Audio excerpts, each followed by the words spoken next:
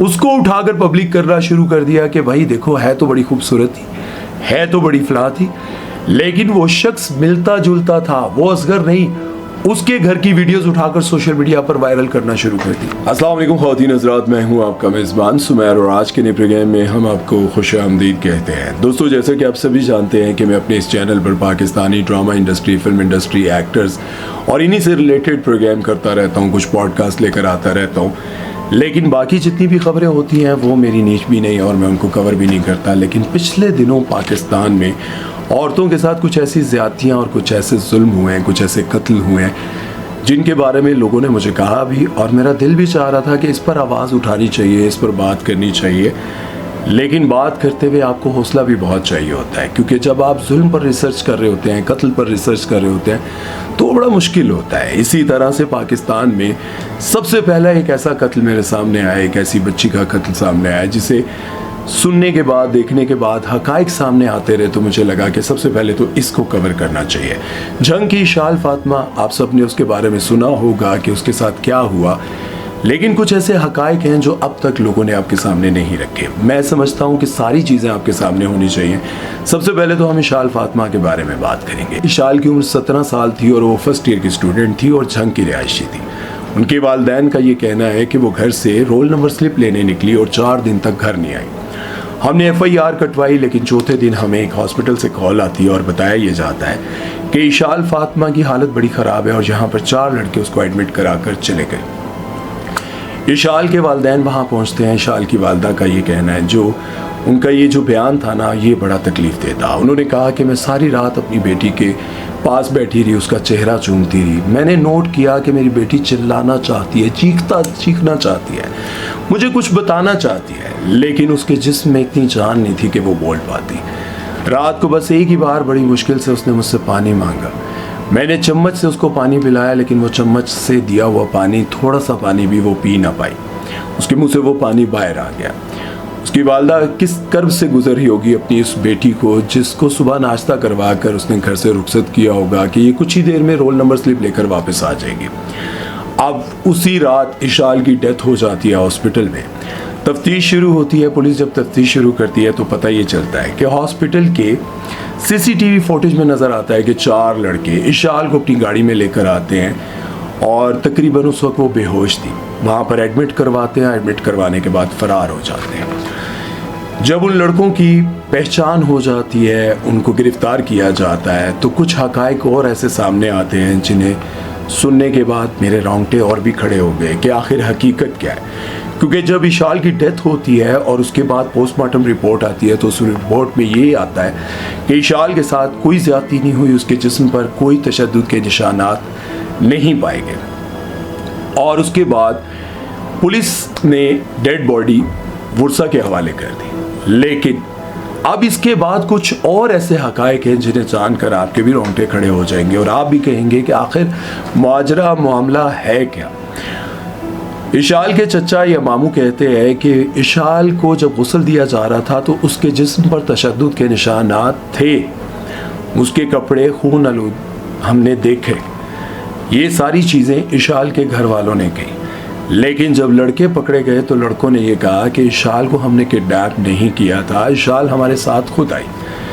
एक मेडिसिन का नाम जो कि मेंशन नहीं था, लेकिन तफ्तीश में ये कहा गया कि एक मेडिसिन थी जो कि हम तीनों लड़कों ने, हम चारों ने और उसके साथ आधी गोली इशाल ने भी ली और वहाँ हम डांस पार्टी करते रहे। लेकिन उसकी वालदा ने एक और बात कही कि वो छठी क्लास से इशाल को डायबिटीज़ का प्रॉब्लम था और वो रोज़ इंसुलिन लगाती थी। 4 दिन तक इन लोगों ने उसको किडनैप किया, तशद्दुद किया, ज़्यादती का निशाना बनाया, नशावर चीज़ें खिलाते पिलाते रहे, जिसकी वजह से उसकी हालत बिगड़ी और उसको हॉस्पिटल एडमिट करा कर भाग गए।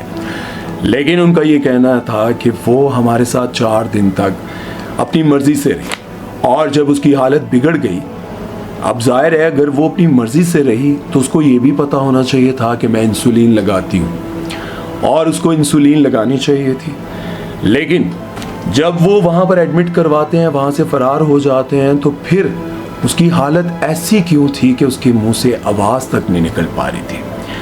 खैर, वालिदैन का ये कहना है कि हमने जिस्म पर तशद्दुद के निशानात देखे हैं, लेकिन पोस्टमार्टम की रिपोर्ट के मुताबिक उसके साथ ज़्यादती नहीं हुई, उसके जिस्म पर कोई तशद्दुद का निशान नहीं था। अब हतमी फैसला होगा जब फोरेंसिक रिपोर्ट आएगी। जंग से लाहौर भेजी गई हैं, अब वो रिपोर्ट्स आने के बाद पता चलेगा कि आखिर इशाल के साथ हुआ क्या था, इशाल की डेथ की वजह क्या बनी।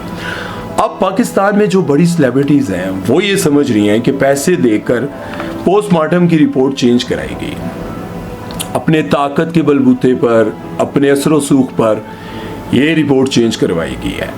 इशाल को अगवा नहीं किया था तो फिर 4 दिन तक ऐसे क्यों रखा, 4 दिन तक उसको इंसुलिन क्यों नहीं लगाई गई। ये सारी बातें और इसके साथ साथ मैंने आपके सामने हकायक रखने हैं, आपने इन पर गौर करना है और उसके बाद अपने बच्चों की फिक्र करनी है। देखें दोनों तरफ, अगर आपका बच्चा हद से ज़्यादा ठरकपन की तरफ जा रहा है और अगर आपने उसको नफ्स काबू करने का और उसकी ये तरबियत नहीं की कि किसी की बेटी के साथ ज़्यादती, जुल्म, ये सब कुछ ज़बरदस्ती नहीं करना।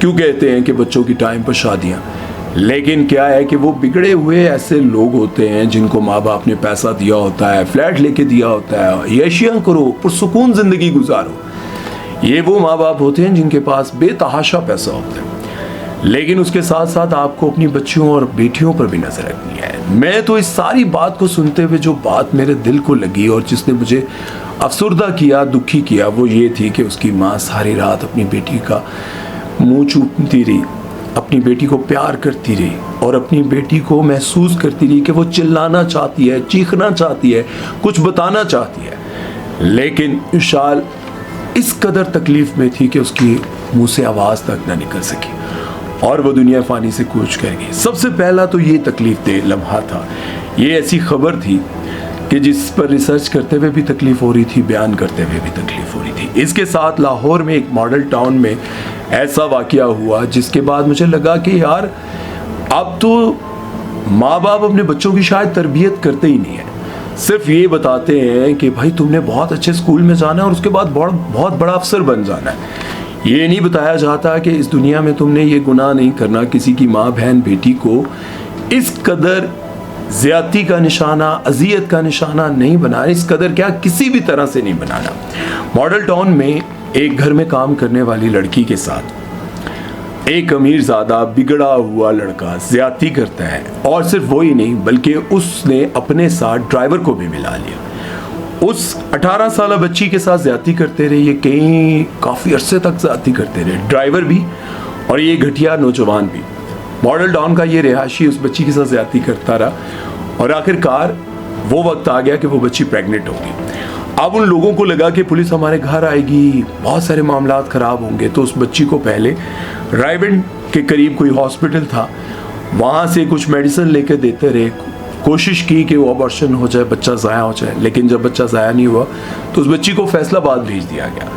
फैसलाबाद जाने के बाद उस बच्ची की हालत बिगड़ने लगी, वापस लाहौर लाया गया और लाहौर लाकर उस बच्ची की सर्जरी करवाने के लिए हॉस्पिटल एडमिट करवाया गया। जब वहाँ पर डॉक्टर्स ने उनसे पूछा बातचीत करते हुए कि ये कैसे हुआ, किस तरह हुआ, तो वो पैगाम जो वो वीडियो है वो रिकॉर्ड हो गया। उन्होंने उस बच्ची की हालत देखते हुए, कुछ लोग हैं जिनके ज़मीर जिंदा है, कुछ ऐसे डॉक्टर्स होंगे जिन्होंने पैसे के लिए ये सब कुछ करने की कोशिश की, लेकिन वहाँ पर एक डॉक्टर थी या नर्स थी, उन्होंने वो वीडियो बनाई और वीडियो बनाने के बाद वो पब्लिक भी कर दी। बच्ची सर्जरी के बाद वो दर्द, वो तकलीफ, वो सब कुछ बर्दाश्त नहीं कर सकी, उसकी डेथ हो गई। लेकिन जब ये मामला उठा, फिर देखें जब किसी के साथ इस कदर आप ज़्यादती करेंगे, एक घर पे काम करने वाली बच्ची के साथ इस कदर आप जुल्म करेंगे, तो फिर जाहिर है अंजाम तो आप पाएंगे। अब इस पर भी बहुत सारे लोगों की दो तरह की राय थी। वो ये थी कि इतने अरसे तक 18 साल की लड़की के साथ ये सब कुछ होता रहा, तो आवाज़ क्यों नहीं उठाई उस लड़की ने? क्यों उस लड़की ने ये पैगाम नहीं दिया? क्यों उस लड़की ने ये बात नहीं की कि भाई मेरे साथ ये जुल्म हो रहा है, मेरे साथ ये ज़्यादती हो रही है? क्यों वो खामोश रही? एक ये। दूसरी तरफ बहुत सारे लोगों ने उस बच्ची का साथ दिया और कहा कि इन दोनों को सजाए मौत देनी चाहिए। अब बात यह है कि बाकी बच्ची को आवाज उठानी चाहिए थी, लेकिन अब क्या पता उसको किस कदर डराया हो, किस कदर उसको लालच दी हो, किस कदर उसको धमकाया हो, ये तो वही जानती है जिस पर ये तकलीफ, ये सब कुछ होता रहा, गुजरता रहा। मैं तो फिर ये बात कहता हूँ कि माँ बाप जो हैं अपने बच्चों को पढ़ाने के चक्कर में लगे रहते हैं कि बच्चा पढ़ जाए और पढ़ने के बाद वो बड़ा अफसर बन जाए, लेकिन वो ये नहीं देखते कि तुम्हारे बच्चे की जो तुमने खुद तरबियत की है अब उसकी क्या ज़रूरत बन चुकी है, और उसको उसकी ज़रूरत के मुताबिक अगर तुमने ना ब्याया, उसकी शादी ना की, उसके आगे कोई हड्डी ना डाली, तो वो कुत्ता इसी तरह लोगों को काटने लग जाएगा। ये माँ बाप नहीं सोचते। और इसी तरह से एक और दरिंदा जिसने, खैर वो तो फौरन ही अपने अंजाम पर पहुंचा, लेकिन उसके अंजाम पर लोगों ने एतराज़ किया कि उसको इस तरह की आसान मौत नहीं देनी चाहिए थी। कोयटा में आप सब ने देखा कि वो सोशल मीडिया पर एक बहुत ज़्यादा वायरल हुआ वाक़या, जिसमें डॉक्टर महानूर पर एक लिफ्ट ऑपरेटर हुमायूं शाह ने तेज़ाब फेंक दिया। डॉक्टर महानूर का जो जिस्म है वो तकरीबन 30 से 70% झुलस गया। लिफ्ट ऑपरेटर डॉक्टर महानूर पर तेज़ाब फेंकने के बाद वहां से फरार हो गया और वो ये समझ रहा था कि मैं बच जाऊंगा, लेकिन एक ऐसे तगड़े SHO के ऊपर ये जिम्मेदारी डाली गई कि उसको जल्द से जल्द गिरफ्तार किया जाए। लेकिन SHO ने उसको गिरफ्तार करने के बजाय मौका पाते ही उसको फुल फ्राई कर दिया, यानी कि ठिकाने लगा दिया, उसका इनकाउंटर कर दिया।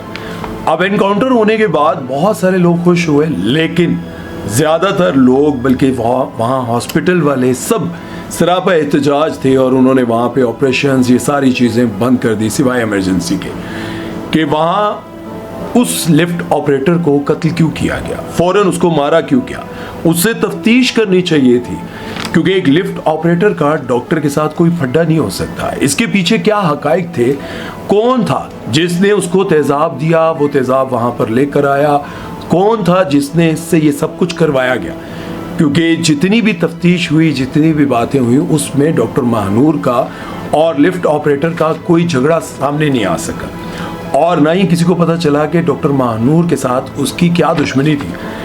लेकिन वहीं पर एक ऐसा नौजवान था जिसने